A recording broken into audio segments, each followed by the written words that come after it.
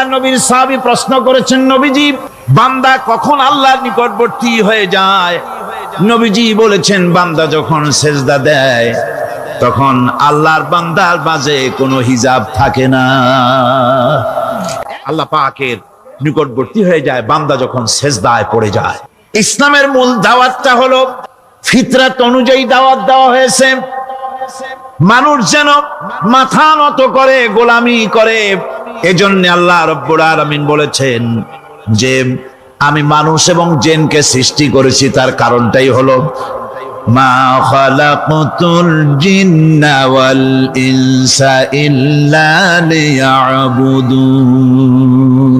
মানুষ আর জিন জাতিকে সৃষ্টি করা হয়েছে ইবাদতের জন্য, গোলামির জন্য। আল্লাহ পাক বলেন, ওয়ালাকাদ বা'আসনা ফি কুল্লি উম্মাতির রাসূলা আন ইবুদুল্লাহা ওয়াজতানিবুত তাগুত। প্রত্যেক জাতির জন্য আমি রাসূল প্রেরণ করেছি, তারা মানুষকে দাওয়াত দিয়েছেন এই কথা বলে যে এক আল্লাহর গোলামি করো, তিনি ছাড়া কোনো ইলাহ নাই, আইনদাতা নাই, বিধানদাতা নাই, তার গোলামি, তার সামনে মাথা নত করে।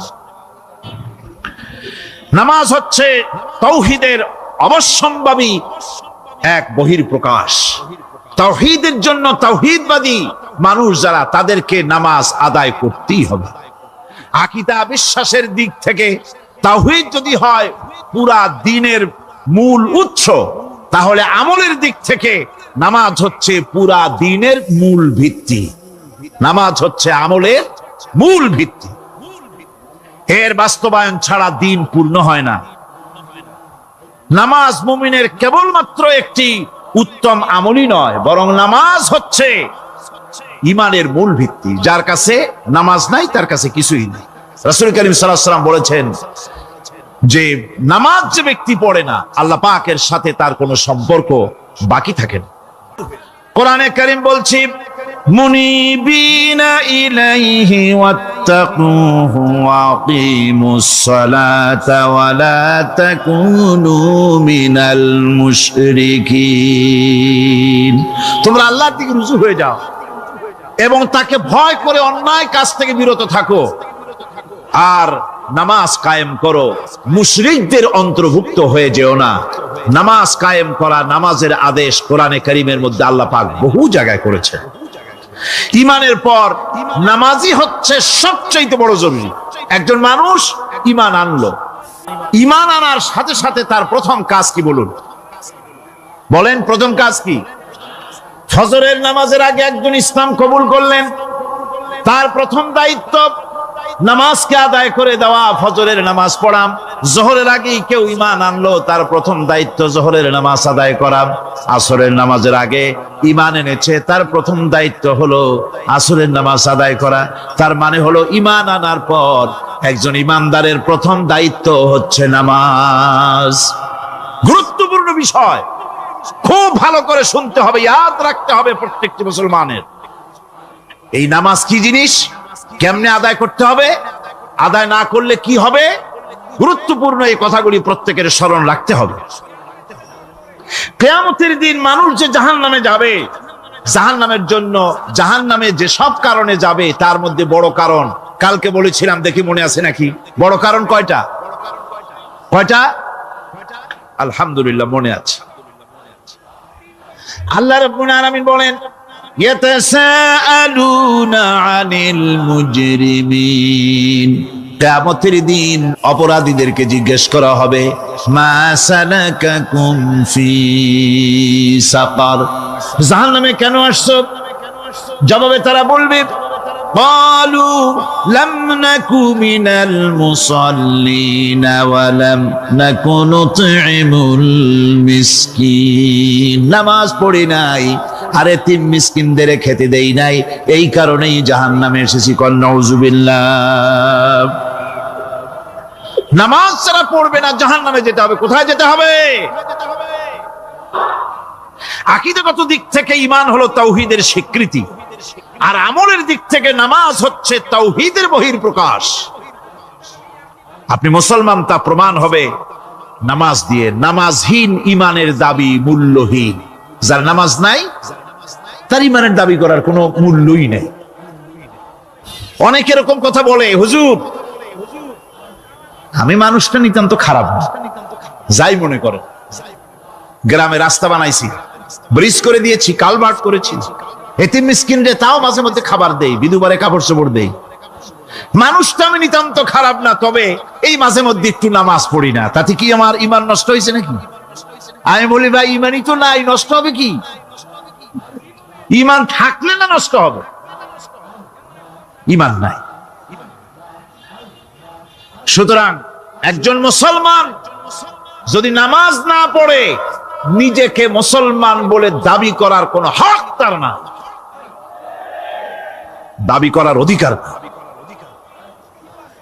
নামাজ হচ্ছে জিন্দিগি, নামাজটাই মূলত জিন্দিগি। নামাজটা কি? জিন্দিগি। আল্লাহ রাব্বুল আলামিন শেখাচ্ছেন, কুল ইন্না সালাতি ওয়া নুসুকি ওয়া মাহইয়ায়া ওয়া মামাতি লিল্লাহি রাব্বিল আলামিন। মুহাব্বতের সাথে সবাই পড়েন, কুল ইন্না সালাতি ওয়া নুসুকি ওয়া মাহইয়ায়া ওয়া মামাতি লিল্লাহি রাব্বিল আলামিন। বলো আমার নামাজ, বলো আমার নামাজ, আমার কোরবানি, আমার হায়াত, আমার মত সবকিছুই আল্লাহ রব্বুল আলামিনের জন্য নিবেদিত। আমার বেঁচে থাকা, আমার মরে যাওয়া সব আল্লাহর জন্য। সে আল্লাহ রব্বুল আলামিন, তার জন্য সবকিছু নিবেদিত করতে হবে। আল্লাহ পাকের গোলাম আমাদের বানিয়েছেন, আল্লাহ আমাদের গোলামি করা লাগবে। আর গোলামির নমুনা যাকাত দিয়া, হজ দিয়া, দান দিয়া, সদকা দিয়া, কোন জিনিস দিয়ে নামাজের মতো গোলামির উৎকৃষ্ট প্রমাণ বা নমুনা আর কিছুতে নাই। আমি যে গোলাম, তার উৎকৃষ্ট প্রমাণ হচ্ছে নামাজ। নামাজেই একটা মানুষ গোলামির অনুভূতিতে তাকে নিয়ে যায়।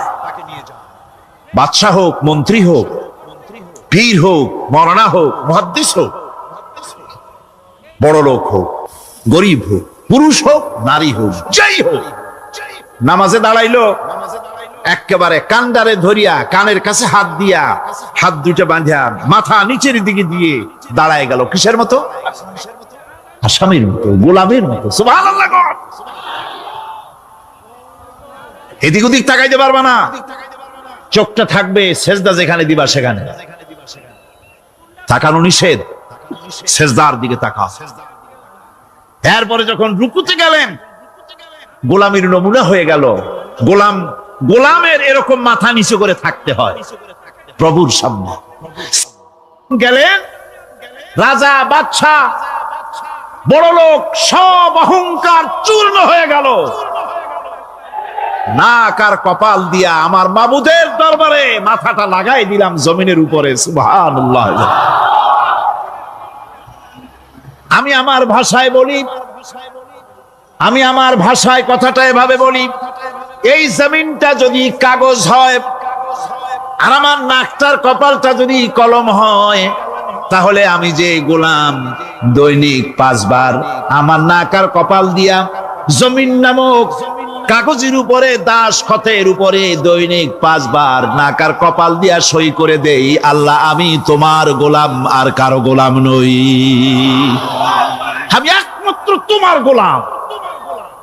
ঘুমের থেকে উঠে সেজদা দিয়ে বলি, দুপুরের সময় কাজ ফেলাইয়া আরেকবার বলি, বিকেল আসার আগে আসরে আরেকবার বলি, দিন যখন শেষ হয় আরেকবার বলি, রাতে যখন শুতে যাই আরেকবার সেজদা দিয়া ঘোষণা করি, মাবুদ আমি তোমার গোলাম। সুবহানাল্লাহ। নামাজ হচ্ছে ইসলামের গণ্ডির মধ্যে প্রবেশের প্রমাণ।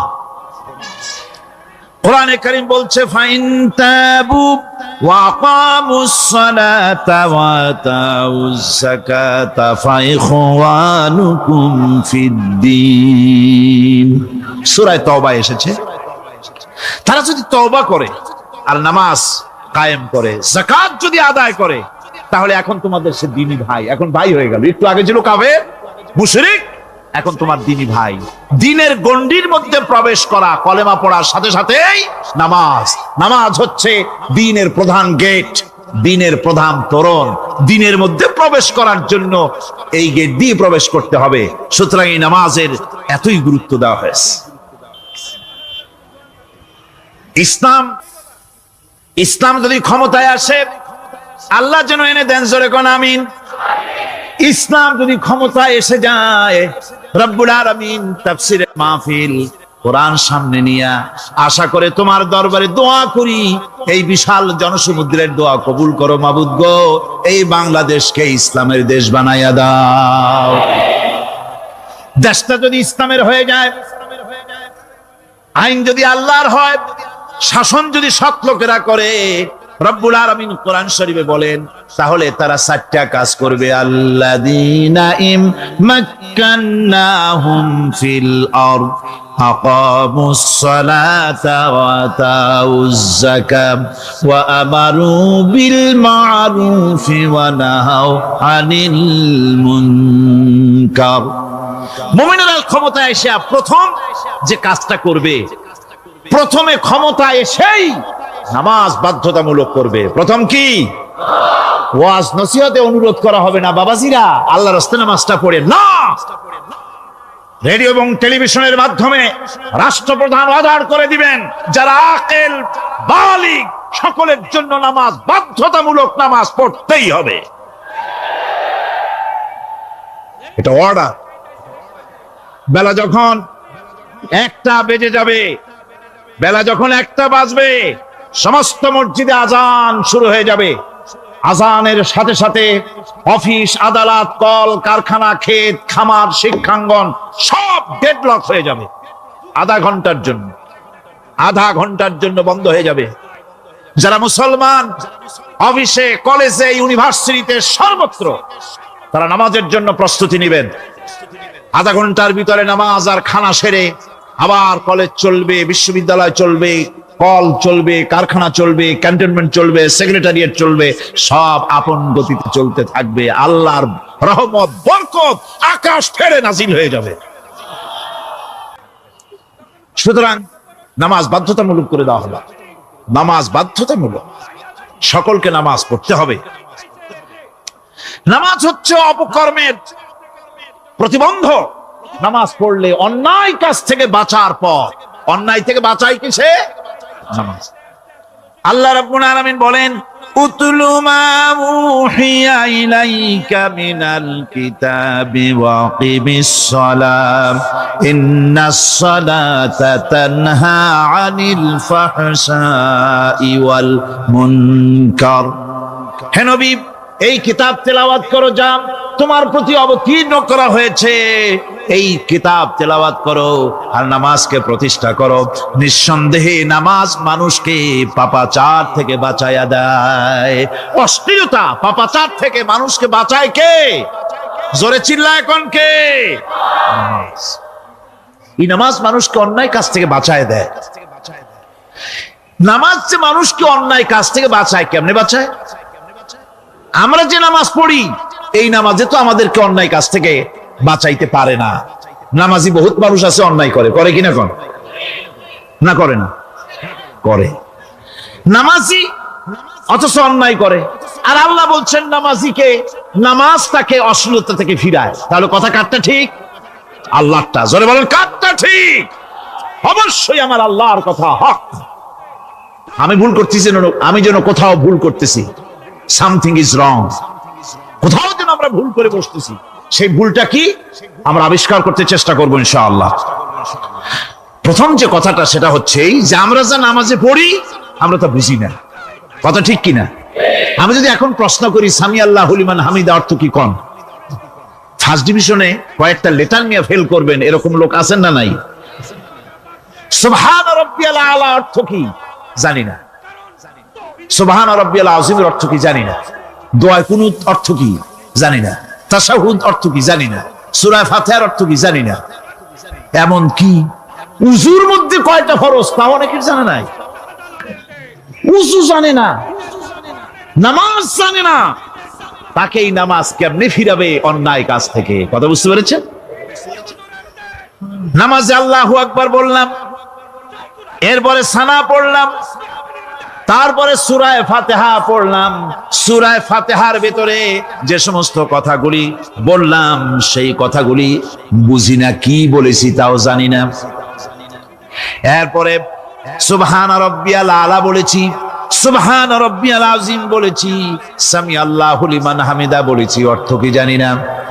আল্লাহ তা শুনতে পান, যে ব্যক্তি আল্লাহর প্রশংসা করেন তিনি তা শুনতে পান। নামাজের মধ্যে আইডিয়া দেওয়া হচ্ছে, তুমি যে আল্লাহর জন্য নামাজ পড়তেছো, প্রশংসা করতেছো, এটা এমন নয় যে আল্লাহ পাক দেখছেন না বা শুনতেছেন না। তুমি যা বলতেছো, প্রশংসা করতেছো, আল্লাহ পাক তা শুনতে পাচ্ছেন। সামি আল্লাহু লিমান হামিদা, সুবহান রাব্বিয়াল আলা। আমি মহান সর্বশ্রেষ্ঠ আল্লাহ রাব্বুল আলামিনের পবিত্রতা ঘোষণা করছি, আমি তার প্রশংসা করছি। সূরা ফাতিহার কি আমরা বলি আপনারা ব্যাখ্যা দেখে বুঝে নিয়েন, সেগুলি আমি এখানে বলে বাকি কথা সব শেষ করতে পারবো না। নামাজে কি পড়েন সেটা যদি জানতেন, অবশ্যই আল্লাহ রাব্বুল আলামিনের কথা কার্যকরী হয়ে যেত। ইন্নাস সালাতা তানহা আনিল ফাহশাই ওয়াল মুনকার। নামাজ মানুষকে পাপের কাজ, অশ্লীলতা থেকে ফিরাতে পারে। আল্লাহ ইন্না বসায়ছেন, নিশ্চয়ই, বেশক, অবশ্যই নামাজ পাপ থেকে ফিরাবে। কিন্তু কেমনে ফিরাবে নামাজ তো বুঝি না। সঠিকভাবে নামাজ পড়ার পরও যদি কোনো মানুষের সঠিকভাবে, ভালো করে শোনেন, সঠিকভাবে নামাজ পড়ার পরেও যদি কোনো মানুষ পাপের থেকে না ফেরে, তাহলে বুঝতে হবে একথা, পানি আর সাবান দিয়া কাপড় ধুলে কাপড়ের ময়লা যাবে, কিন্তু পানি আর সাবান দিয়া কয়লা জনমের মতো ধুইলেও কয়লার ময়লা যাবে না। কথা বুঝে আসছে? এর থেকে আর উত্তম দৃষ্টান্ত আমার কাছে নাই। নামাজ পড়ার পরেও যদি চরিত্র ভালো না হয়, বুঝতে হবে নামাজ হচ্ছে না, কাঙ্ক্ষিত মানের নামাজ আদায় হচ্ছে না। আল্লাহর নবী বলেছেন, যার নামাজ পাপ কাজ হতে ফিরাতে পারলো না, তার নামাজ নামাজি নয়। আবার শুনুন, রাসূল বলছেন, যার নামাজ তাকে পাপের কাজ থেকে ফিরাতে পারলো না, তার নামাজ নামাজ নয়, ওটি নামাজ হয় নাই, যার জন্য তার পাপ থেকে তারে ফিরাইতে পারছে না। আর কিয়ামতের দিন বেনামাজিরা সবচাইতে বেশি অপমানিত হবে। সবচাইতে বেশি অপমানিত হবে কারা? বেনামাজিরা। কিভাবে? ইয়াউমা ইউকশাফু আন সাকিন ওয়া ইউদআউনা ইলাস সুজুদি ফালা ইস্তাতিউন। সেদিন কঠিন সময়, আল্লাহ রাব্বুল আলামিন লোকদেরকে সিজদা করার জন্য বলবেন, কিন্তু যারা বেনামাজি ছিল দুনিয়ায় তারা সিজদা দিতে পারবে না। বলেন নাউযুবিল্লাহ। অবস্থাটা কি হবে? খাশিআতান আবসারুহুম তারহাকুহুম যিল্লাহ। তাদের দৃষ্টি নিচু হবে, লাঞ্ছনা এবং অপমান তাদের উপরে চেপে বসবে, সিজদা দিতে পারবে না। আল্লাহ আমাদেরকে ক্ষমা করুন। কিয়ামতের দিন হযরত আদম আলাইহিস সালাম থেকে শুরু করে পৃথিবীর সমস্ত মানুষের সামনে আল্লাহ রাব্বুল আলামিন সিজদা করার জন্য অর্ডার করবেন। যারা নাকি বেনামাজি, ওরা আল্লাহর দরবারে সেদিন সিজদা দিতে পারবে না, লাঞ্ছিত, অপমানিত হবে। জোরে কোন নাউযুবিল্লাহ।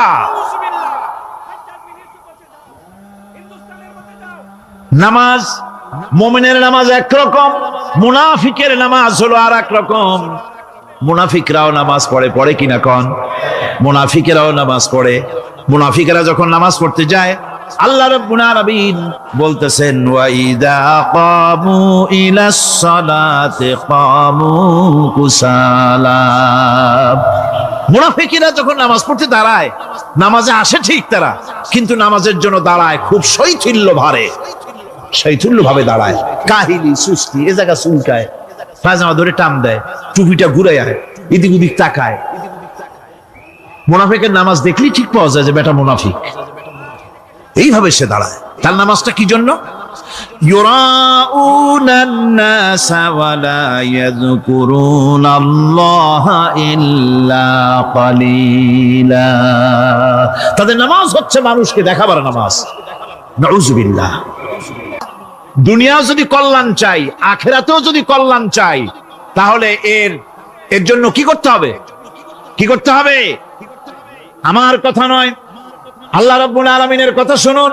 রব্বুল আলামিন বলেন, ক্বাদ আফলাহাল মুমিনুন আল্লাযীনা হুম ফি সালাতিহিম খাশিউন ওয়াল্লাযীনা হুম লিয-যাকাতি ফাঈলুন ওয়াল্লাযীনা হুম লিফুরুজিহিম হাফিজুন। নিশ্চিতভাবে সেই সব মুমিন কল্যাণ লাভ করবে, নিশ্চিতভাবে।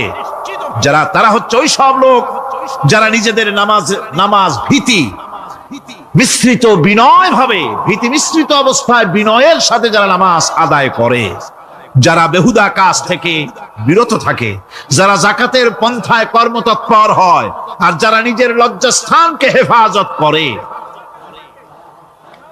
এরপরে আল্লাহ পাক বলেন, ওয়াল্লাযীনা হুম লিআমানাতিহিম ওয়া আহদিহিম রাউন ওয়াল্লাযীনা আলা সালাওয়াতিহিম ইউহাফিজুন ওয়াল্লাযীনা আলা সালাতিহিম হাফিজুন। আর যারা তাদের আমানতকে পূর্ণ করে, আমানত এবং তাদের ওয়াদা চুক্তি পূর্ণ করে, এবং যারা নিজেদের নামাজ সমূহকে পূর্ণভাবে হক আদায় করে নামাজ পড়ে, নামাজের যারা হেফাজত করে, এরা কারা? এরা হচ্ছে উলাইকা হুমুল ওয়ারিসুন আল্লাযীনা ইয়ারিসুনাল ফিরদাউসা হুম ফিহা খালিদুন। এরা হচ্ছে সেই সব লোক, এরা উত্তরাধিকার হচ্ছে জান্নাতের উত্তরাধিকার, জান্নাতুল ফিরদাউসে আল্লাহ রাব্বুল আলামিন এই গুণ বিশিষ্ট লোকদের জন্য জায়গা করে দিবেন। জোরে কোন সুবহানাল্লাহ। নামাজকে পড়তে বলা হয়নি, কোরআন শরীফে বলা হয়েছে নামাজ কায়েম করো। কি বলা হয়েছে কোন তো দেখি? নামাজ কায়েম করো, নামাজ পড়ো। এই কথা কিন্তু কোরআন শরীফে কোন জায়গায় আছে নাকি? এখন কায়েম করা কারে বলে? একটা গুরুত্বপূর্ণ আরেকটি বিষয়। নামাজ কায়েম করতে বলা হয়েছে। কায়েম কি?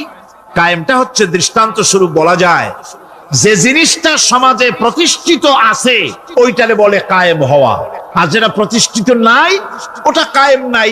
কায়েম মানেই হলো প্রতিষ্ঠিত থাকা। যেমন আমাদের দেশে, আমাদের সমাজে নারী পুরুষ শিশু বৃদ্ধ সকলেই কাপড় পরা, শাড়ি পরা, লুঙ্গি পরা, এই কাপড় পরাটা কায়েম আছে, প্রতিষ্ঠিত আছে না নাই? সমাজের ভিতরে কাপড় প্রতিষ্ঠিত আছে, সেই জন্য এই উলঙ্গ মানুষ পাওয়া যায় না। অনুরূপ ভাবে নামাজ যদি প্রতিষ্ঠিত হতো সমাজের ভিতরে, তাহলে বেনামাজি খুঁজে পাওয়া যেত না। চাকরি করতে গেলে সেখানে নামাজ মানদণ্ড হয়ে যেত, নামাজ পড়ে কিনা তা দেখে নেওয়া হতো। বেনামাজি লোক পাওয়াই যেত না যদি প্রতিষ্ঠিত থাকতো। এই জন্য আল্লাহ পাক বলেছেন নামাজকে কায়েম করতে হবে। নামাজ হবে সব ভালো কাজের মানদণ্ড। সমস্ত ভালো কাজের মানদণ্ড কি? নামাজ। নামাজ আমাদেরকে বড় রকমের শিক্ষা দেয়। কি শিক্ষা দেয়? নামাজ আমাদের শিখায় ঐক্য আর ভ্রাতৃত্ব, ভ্রাতৃত্বের আর ঐক্যের শিক্ষা দেয়। এক নেতার আনুগত্য করা শিখায়। জামাত যত বড় হোক, ইমাম হবে কয়জন? যারা ক্ষমতায় যাবে, আপনি রাষ্ট্রের ইমাম যারে বানাবেন, সেই রাষ্ট্রীয় ইমাম যদি জনগণের ইচ্ছার বিরুদ্ধে যদি চলে, একবার লোকমান দেন, দুইবার লোকমান দেন, তিনবার দেন, তারপরেও যদি না নামে, ঘর ধরে নামেন। নামাজ আপনাকে নেতা নির্বাচন, নেতাকে প্রতিষ্ঠিত রাখা, নেতার আনুগত্য আপনাকে শেখায়। নামাজ লাইন সোজা করে দাঁড়াতে হবে। লাইন যদি বাঁকা করেন, আপনার কলজেটা ওরকম বাঁকা হয়ে যাবে। নাউযুবিল্লাহ। নামাজের কাতারে যার কারণে নামাজের কাতার বাঁকা হবে, পুরা কাতারের জন্য আল্লাহর কাছে ওই লোকটা দায়ী হয়ে যাবে। নামাজ শৃঙ্খলা শিখায়। সুবহানাল্লাহ কইতে ইচ্ছে করে না? নামাজ শৃঙ্খলা শিখায়, শৃঙ্খলা বোধ শিখায়। সোজা হয়ে দাঁড়াও। তারপরে ঐক্য এবং মহব্বত শিখায়। নামাজের ভিতরে যখন দাঁড়ায় গেলেন, আমির দাঁড়ালো, ফকির দাঁড়ালো, মন্ত্রী দাঁড়ালো, তার ড্রাইভারও দাঁড়ায় গেল, একই কাতারে দাঁড়ায় গেছে। নামাজ পড়তে গিয়ে ড্রাইভারের পাও গিয়ে লেগেছে মন্ত্রীর গায়ে। নামাজ শেষ হওয়ার পর মন্ত্রীর বাবার ক্ষমতা নাই এ কথা বলার যে বেটা ড্রাইভার সলিমুদ্দি, তোর পাও লেগেছে আমার পায়ে, তোর চাকরি শুদ্ধা দোজকে পাঠায় দেব। পারবে বলতে? পারবে না। মিয়া মন্ত্রী সাহেব, এটা তোমার সেক্রেটারিয়েট না, এটা আল্লাহর ঘর। এটা কার ঘর? وَلَقَدْ خَلَقْنَا الْإِنسَانَ وَنَعْلَمُ مَا تُوَسْوِسُ بِهِ نَفْسُهُ وَنَحْنُ أَقْرَبُ إِلَيْهِ مِنْ حَبْلِ الْوَرِيدِ। মানুষ সৃষ্টি করেছি আমি, তার অন্তঃকরণে কি চিন্তা হয়, কি কল্পনা হয় তাও জানি আমি। আর আমি আমার বান্দার যেই সাহারাগের উপরে মাথাটা খাড়া আছে, এই রোগের চাইতেও আমি বান্দার বেশি নিকটে। আল্লাহ পাক গোপন রাখেন নাই, বলে দিছেন আমি কিন্তু এখানে আছি। সুবহানাল্লাহ। আচ্ছা বলেন তো আল্লাহ কোথায় আছেন? এটি একটি মুশকিলের প্রশ্ন। সাধারণত লোকেরা বলে আল্লাহ সব জায়গায় আছে। এই কথা, এই জবাব সঠিক নয়। আকীদা সাফ হতে হবে। আল্লাহ সব জায়গায় আছে এই কথা সঠিক নয়। যদি আল্লাহ সব জায়গায় থাকেন তাহলে দুনিয়ার সব জায়গা ভালো না, কিছু কিছু খারাপ আছে। তাহলে খারাপ জায়গায়ও থাকতে হয়। নাউযুবিল্লাহ বলে। আল্লাহ কোথায় আছে এই প্রশ্ন আল্লাহরই করি। আর শেষ সওয়ালে মুকদ্দারের জবাব, পৃথিবীর মানুষ আল্লাহকে প্রশ্ন করবে তুমি কোথায় আছো। রব্বুল আলামিন প্রশ্ন করার আগে জবাব দিয়ে দিয়েছেন, আর রাহমানু আলাল আরশি ইস্তাওয়া। আল্লাহ পাক আরশে আজিমে আছেন। কোথায় আছেন বলে? এক আঙ্গুল আকাশের দিকে উঁচু করে বলেন আল্লাহ কোথায় আছেন?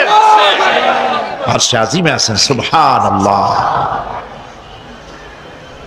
তবে আরশে আজিমে আছেন যে অবস্থা এমন নয় যে তিনি সাংঘাতিক রকমের কুয়াশার কারণে বাংলাদেশে কি হইতেছে তা দেখতে পান না। সে আল্লাহ রাব্বুল আলামিন সব কথা পরিষ্কার করে বলেছেন আমি তোমার ঘাড়ের কাছে। তার মানে আল্লাহর ইলম, তার নজর, তার সামা এবং তার বাসার, তার দেখা, তার শোনা, তার ইলম সবটা আমাকে ঘিরে আছে, আমি তার বাইরে নাই। আল্লাহ মানুষকে সতর্ক করতেছেন, মা ইয়ালফিযু মিন কাওলিন ইল্লা লাদাইহি রাকীবুন আতীদ। মানুষ এমন কোন কথা বলে না যা আমার ফেরেশতারা রেকর্ড করে না রাখে। যা করো তাও লেখা হয়, যা বলো তাও লেখা হয়ে যায়। আল্লাহ রাব্বুল আলামিন কোরআনে কারীমের মধ্যে বলেছেন, আল্লাযী খালাকাল মাউতা ওয়াল হায়াতা লিয়াবলুয়াকুম আইয়ুকুম আহসানু আমালা। আমি পরীক্ষার জন্য এই জীবন দিয়েছি, তোমাদেরকে পরীক্ষা হবে। এই পরীক্ষা জীবন আর মৃত্যু দুটি জিনিস দিয়েছি পরীক্ষা করার জন্য। এই পরীক্ষার জন্য তোমরা পাস করতে পারো। পরীক্ষা আসছে, এখন প্রশ্নপত্র সব ফাঁস করে দেওয়া হয়েছে।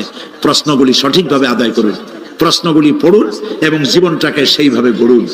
নামাজটা সহি করে আদায় করুন। বহু মুসলমান আছে নামাজই পড়ে না, নামাজ পড়তে জানেও না।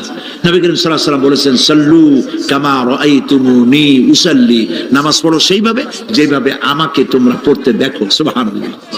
আর রাসূলুল্লাহ কেমনে নামাজ পড়তেন এইটা বর্তমান বিশ্বের শ্রেষ্ঠ হাদিস বিশারদ আল্লামা নাসিরউদ্দিন আলবানী তিনি ইন্তেকাল করেছেন। আল্লাহ পাক তাকে জান্নাতুল ফেরদাউসের মেহমান বানায় নিক, বলেন আমিন। তার লেখা বই আছে রাসূলুল্লাহ সাল্লাল্লাহু আলাইহি ওয়াসাল্লামের নামাজ। বইয়ের নাম রাসূলুল্লাহ সাল্লাল্লাহু আলাইহি ওয়াসাল্লামের নামাজ, ছোট্ট একটা বই। এই বইটা আপনারা কিনবেন। এই বইটা যেভাবে লেখা আছে নামাজ সেইভাবে পড়বেন। নামাজ রাসূল করিম ঠিক যেভাবে পড়েছেন ওইভাবেই লেখা আছে। আপনি আন্দাজে পড়লে হবে না, টুকুর টাকুর করে কয়েকটা সেজদা দিলেই হবে না। তা দিলে আর কান একটা সেজদা থেকে আরেকটা সেজদার মাঝখানে সময় দিতে হবে, রুকু থেকে দাঁড়ায় সময় দিতে হবে, ধীরে ধীরে নামাজ পড়তে হবে। অথচ আমরা নামাজ পড়ি সব থেকে ব্যস্ততার সাথে, দ্রুত, রকেট সার্ভিস। কোরআন শরীফের ভিতরে নামাজের গুরুত্ব সর্বাধিক দেওয়া হয়েছে। নামাজের কথা কয়বার বলা হয়েছে? 82 বার। 82 বার আল্লাহ পাক বলেছেন নামাজ আদায় করো, 82 বার বলেছেন। আর নবীজি বলেছেন লা দীনা লিমান লা সালাতা লাহু, যার কাছে নামাজ নাই তার কাছে দ্বীন বলে কোনো জিনিস নাই। মান তারাকা সালাতান মুতাআম্মিদান ফাকাদ কাফারা, ইচ্ছে করে যে ব্যক্তি নামাজ ছেড়ে দিল কাফের হয়ে গেল, বলেন নাউজুবিল্লাহ।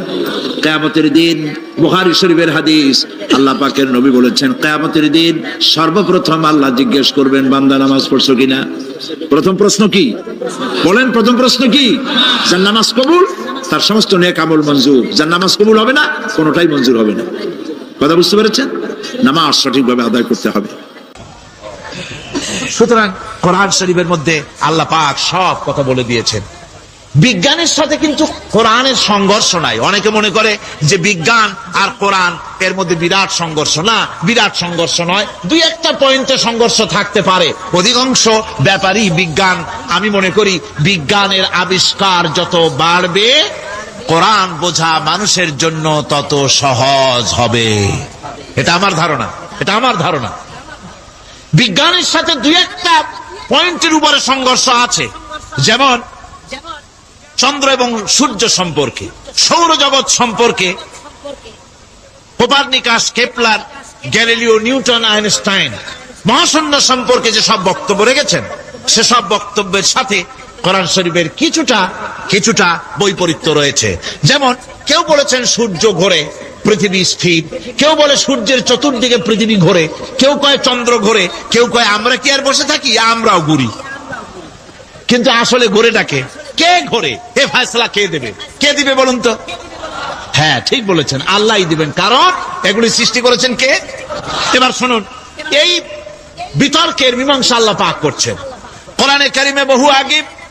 গ্যালিলিও, কেপলার, কোপারনিকাস এদের বলার অনেক আগে বিশ্বনবী জনাবে মুহাম্মদ রাসূলুল্লাহ সাল্লাল্লাহু আলাইহি ওয়াসাল্লাম তিনি বলে দিয়েছেন, আল্লাহর কথা তিনি বলেছেন, লাশ-শামসু ইয়ামবাগি লাহা আন তুদরিকাল কামারা ওয়ালাল লাইলু সাবিকুন নাহার ওয়া কুল্লুন ফি ফালাকিন ইয়াসবাহুন। প্রবল জ্ঞানী হইবে যাহারা, আপন মনেতে বুঝিবে তাহারা, রাত্রি পারে না আগে যাইবার দিনের স্থান করি অধিকার। চন্দ্র বাঁধে না সূর্যের গায়েতে, সূর্য পারে না চন্দ্রকে ধরিতে। যার যে স্থান বহাল রাখিয়া ভ্রমণ করিছে খোদাকে ডরিয়া। আল্লাহ রাব্বুল আলামিনকে ভয় করে সব ঘুরছে, চাঁদও ঘোরে, সূর্য ঘোরে, মঙ্গল ঘোরে, ইউরেনাস ঘোরে, বৃহস্পতি ঘোরে, পৃথিবীও ঘোরে। সব ঘুরছে তো ঘুরছেই, বন করে ঘুরছে একটা নির্দিষ্ট কক্ষপথে, আপন আপন কক্ষপথে ঘুরছে, যার ফলে অ্যাক্সিডেন্ট হয় না। সুবহানাল্লাহ, জোরে বলেন সুবহানাল্লাহ। নির্ধারিত কক্ষে ঘুরছে, নির্ধারিত কক্ষে ঘুরছে। এর কক্ষগুলি আল্লাহ পাক ঠিক করে দিয়েছেন, সেই কক্ষে ঘুরতেছে, একে অপরের পথ অতিক্রম করতেছে না। আবার ওই মহাশূন্যের ভেতরে রয়েছে ব্ল্যাক হোল। ব্ল্যাক হোল কি? ব্ল্যাক হোল হচ্ছে একটা বিরাট অন্ধকার গহ্বর, একটা মৃত্যুকূপ। এত বড় বিরাট ব্ল্যাক হোল মহাশূন্যে আছে, বিজ্ঞানীরা হয়রান হয়ে গেছে। তার এত বড় শক্তি, সে শুধু তারা খায় না, কোন তারকা ঘুরতে ঘুরতে যদি তার কাছে এসে যায় তারাকে খেয়ে ফেলে। কোন আলো যদি কাছে আসে, আলো শুষে নিতে নিতে আলো যার থেকে এসেছে সেটাকেও শেষ করে ফেলে। এ ধরনের একটা দারুণ আকর্ষণী শক্তি তার মধ্যে আল্লাহ সৃষ্টি করেছেন। একটা ব্ল্যাক হোল আছে মহাশূন্যের ভিতরে। সূর্য, চন্দ্র, গ্রহ, নক্ষত্র, যে সূর্য পৃথিবীর চাইতে 13 লক্ষ গুণ বড়, এমন 2 কোটি সূর্য খাইয়া হজম করতে পারে, এত বড় ব্ল্যাক হোল আল্লাহ তৈরি করে রেখেছেন মহাশূন্যের উপরে। রয়েছে মিল্কি ওয়ে, রয়েছে গ্যালাক্সি, অন্তত 10,000 কোটি 10 সহস্র কোটি তারকা দিয়ে সমৃদ্ধ গ্যালাক্সি মিল্কি ওয়ে, যেটা অন্ধকার রাত্রে তারকা সজ্জিত রাতে উত্তর দক্ষিণ দিকে টানা একটা পথের মতো দেখা যায়। এটা হচ্ছে গ্যালাক্সি, এইটাকে বলা হয় মিল্কি ওয়ে, এটা হচ্ছে ছায়াপথ। অসংখ্য তারকা এর মধ্যে রয়েছে। কত বড় বড় তারকা, অনেক দূরে, তাই আমরা দেখি বিন্দু বিন্দু। আসলে কি বিন্দু না, কত বড় জানেন? বিজ্ঞানীরা বলেছেন দৈত্যের মতো বিরাট বিরাট তারকা আছে, যে সূর্য পৃথিবীর চাইতে 13 লক্ষ গুণ বড়। এরকমের সূর্য অন্তত 3 কোটি সূর্য খাইয়া হজম করতে পারে, এরকম অসংখ্য তারকা মিল্কি ওয়ের ভিতরে আল্লাহ সৃষ্টি করেছেন। সুবহানাল্লাহ বিহামদি, সুবহানাল্লাহ। আর মানুষ লাফায়, 4 আঙ্গুল মানুষ খালি লাভ দেয়, মোষ কতগুলো রাখিয়া, কোন আনন্দে লাফা, কি শক্তি তোমার! মহাশূন্যের তুলনায় এই পৃথিবীর অবস্থান কি জানেন? এই জন্য যত বেশি পড়াশোনা করবেন মাথা নত হয়ে যাবে।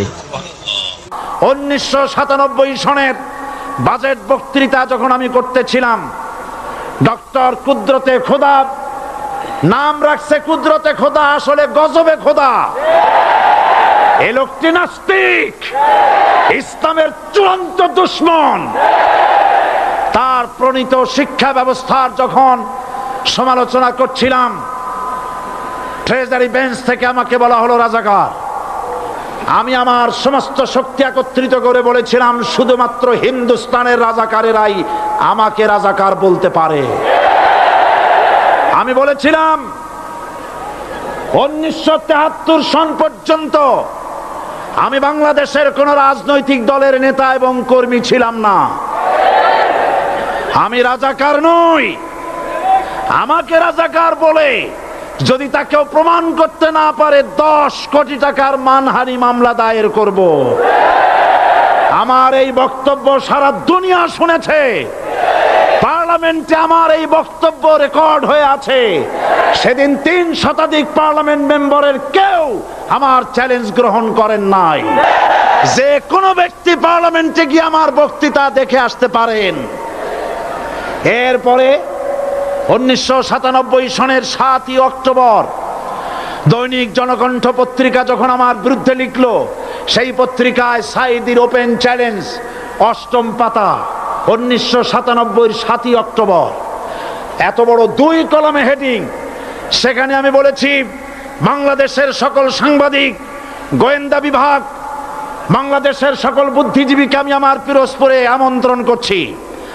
আমার উপস্থিতিতে যদি কেউ প্রমাণ করতে পারে বাংলাদেশের স্বাধীনতা যুদ্ধের বিরুদ্ধে আমার কোনো ভূমিকা ছিল, সজ্ঞানে স্বেচ্ছায় জাতীয় সংসদের সদস্য পদ থেকে পদত্যাগ করব।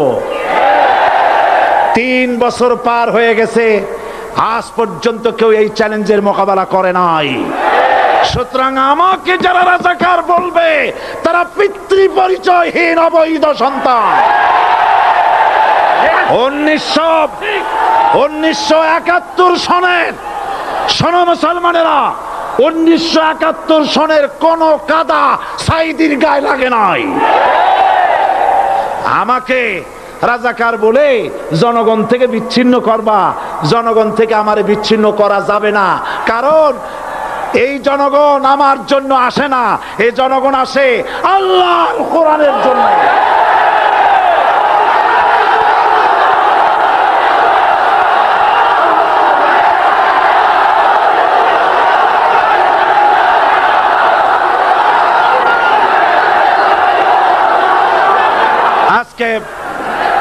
আজ যারা ইসলামের